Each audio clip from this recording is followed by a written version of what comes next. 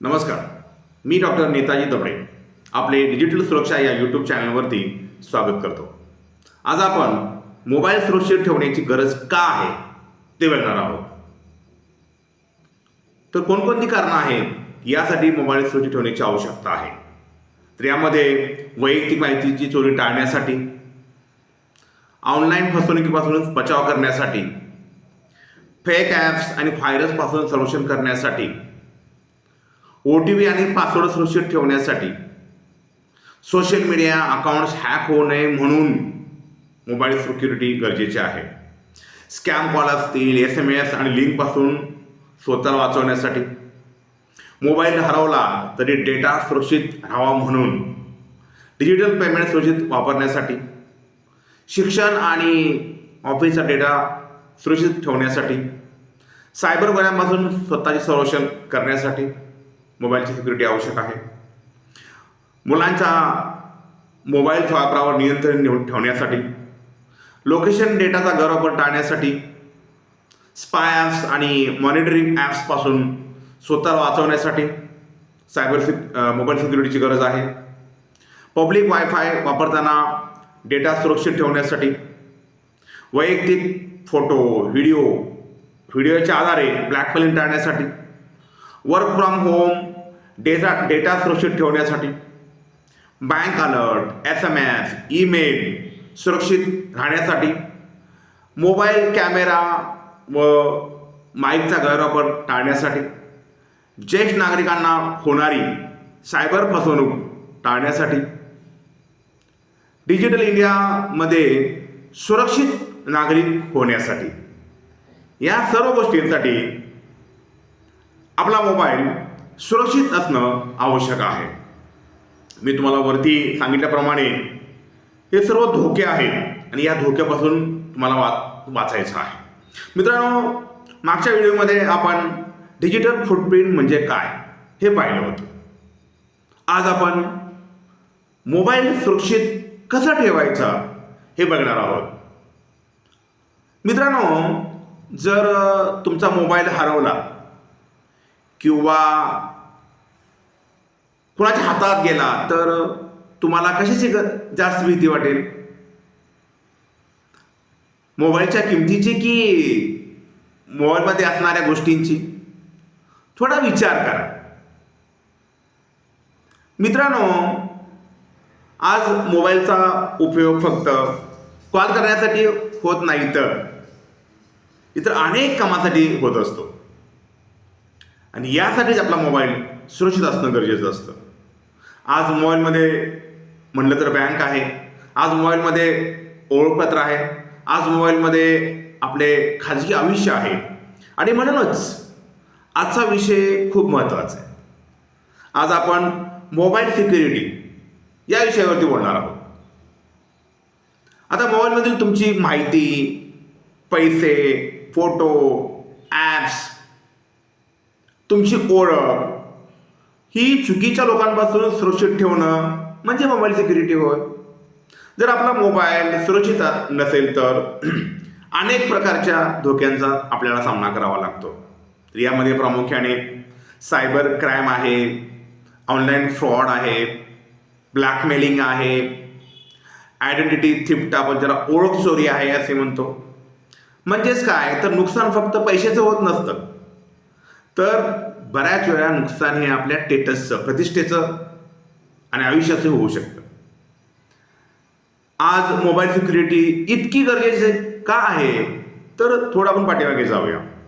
20, 25, 30 वर्षापूर्वी मोबाईल हरवला तर फक्त सिम त्या ठिकाणी बंद करायला लागायचं. पण आज मोबाईलमध्ये तुम्ही पाहता UPI आहे, नेट बँकिंग आहे, याच्यामध्ये व्हॉट्सअप आहे, जीमेल आहे, आधार कार्डचे फोटो आहेत, बाकीचे फोटो आहेत, इतरही डॉक्युमेंट्स आहेत.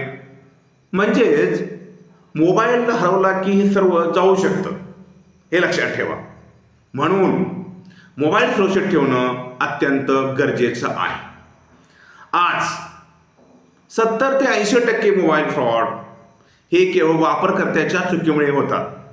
आपणच काय करतो तर मोबाईल आणि ॲप्सचा ॲपचा लॉक ठेवत नाही, OTP कोणालाही सांगतो, पिन नंबर सांगतो, ॲप्स इन्स्टॉल करताना काळजी घेत नाही, परमिशन विचार न करता देतो. त्यामुळे मोबाईल हॅक होतो आणि याला आपणच जबाबदार असतो. मित्रांनो, मोबाईल लॉक करणे खूप महत्त्वाची सुरक्षा आहे. मोबाईल लॉक करण्यासाठी आपण साधे पासवर्ड वापरत असतो. आपण काय वापरतो तर 1 2 3 4 4 टाइम 0, आपली जन्मतारीख, आपले स्वतःचे नाव, मोबाईल नंबर.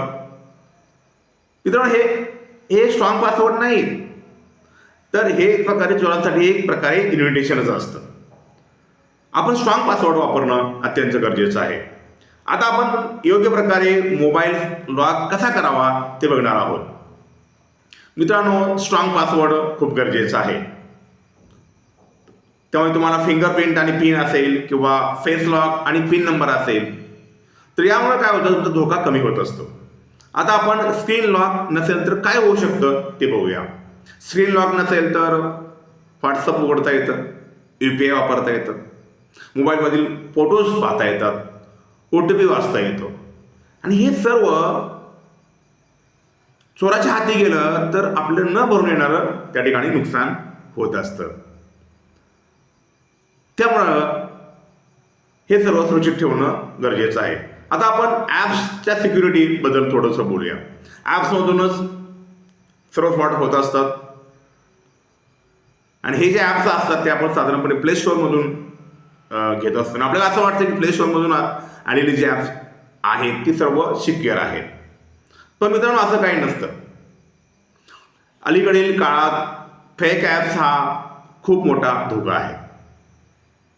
आता आपण फेक ॲप्स कशासाठी असतात ते बघूया. तर डेटा चोरी करण्यासाठी असतात, फोटोज ॲक्सेस मिळवण्यासाठी असतात, तुम्हाला ब्लॅकमेलिंग करण्यासाठी असतात, तुमची बँक डिटेल्स घेण्यासाठी असतात. आता आपण फेक ॲप्स कधी ओळखायची ते बघूया. फेक ॲप्समध्ये जास्त ॲड्स दाखवले जातात, त्याचे डाउनलोड्स कमी असतात, नवीन कंपनी असते, जास्त परमिशन मागितली जातात, फेक रिव्ह्यूज त्या ठिकाणी दिलेले असतात. तर तुम्हाला शंका आल्यास अशा प्रकारचे ॲप्स लगेच डिलीट करून टाका तुमच्या मोबाईलमधून. आपण कोणताही विचार न करता ॲपला परमिशन देत असतो. आपण टॉर्च ॲपला कॅमेऱ्याची परमिशन देत असतो आणि कॅल्क्युलेटरला त्या ठिकाणी कॉन्टॅक्टची परमिशन देत असतो. मित्रांनो, ही सगळ्यात मोठी चूक आहे. ॲपला नको ती परमिशन द्यायची नाहीत. असं केल्यास आपण ऑनलाईन चोरीपासून वाचू शकेल. आपण शक्यतो लोकेशन ऑफ ठेवावे, कॅमेरा माईक गरज नसल्यास तो बंद करावा, स्टोरेजचे ॲक्सेस मर्यादित ठेवावे. मित्रांनो, अनेक ॲप्स कडून तुमचे लोकेशन ट्रॅक केले जातं. तुम्ही कुठे राहता, तुम्ही कुठे जाता, किती वेळ राहता, किती दिवस राहता, ही माहिती चुकीच्या व्यक्तीच्या हातात गेली तर खूप धोका होऊ शकतो. मित्रांनो, आपण पब्लिक वायफाय फुकट मिळते म्हणून त्या ठिकाणी वापरत असतो. पण लक्षात ठेवा की फुकट मिळणारी कोणतीही गोष्ट धोकादायक असू शकते. पब्लिक प्लेसेस तसेच हॉटेलवरील जे काही हॉटेल्स असतील, मॉल्स असतील, मध्ये जे काही फ्री वायफाय असतं ते खरंच काही वेळा धोकादायक पण असू शकतं. त्यामुळे फ्री वायफाय वापरलं तर रिस्क आलीच. त्यामुळं तुम्ही पब्लिक वायफायवरील कधीच त्या ठिकाणी बँकिंग असेल, UPI व्यवहार करू नका. मित्रांनो, आज तुमच्या मोबाईलमध्येच बँक आहे, त्यामुळे व्यवहार करताना काळजी घेणं अत्यंत आवश्यक आहे. तुम्ही OTP कोणालाही सांगू नका, पिन नंबर कोणालाही सांगू नका, पासवर्ड कोणाला सांगू नका, फेक ॲप्स डाउनलोड करून घेऊ नका, कोणत्याही खात्यावर पैसे पाठवताना काळजी घ्या, स्क्रीन शेअर करू नका.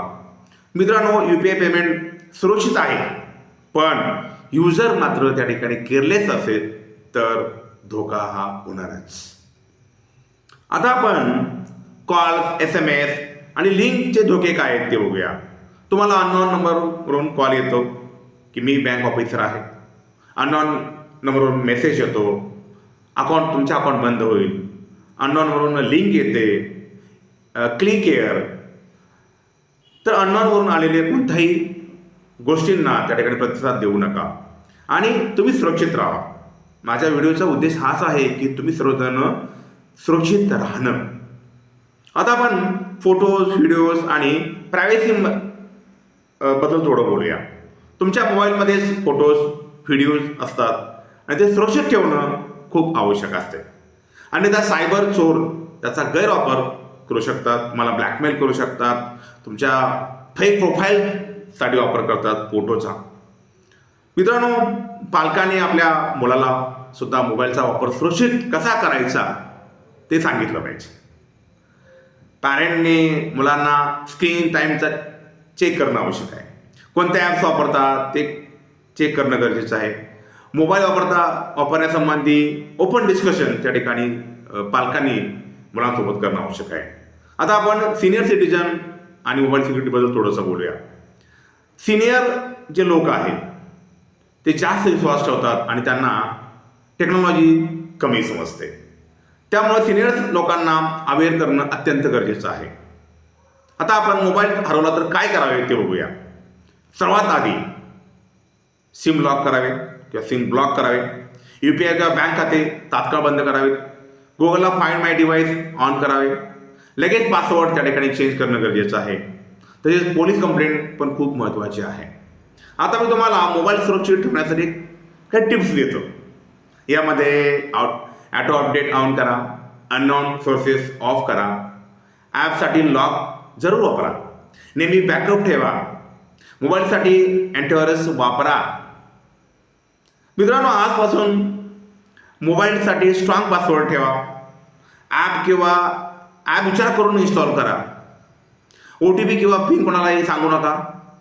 आणि हा व्हिडिओ तुमचे आईवडील, विद्यार्थी, मित्र सगळ्यांना शेअर करा.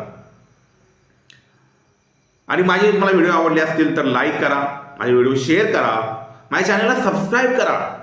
आणि आपण पुढील व्हिडिओमध्ये अत्यंत महत्त्वाच्या अशा UPI आणि डिजिटल पेमेंट्स सेफ्टी या विषयावरती बोलणार आहोत. तर धन्यवाद. सावध राहा, सुरक्षित राहा. थँक्यू.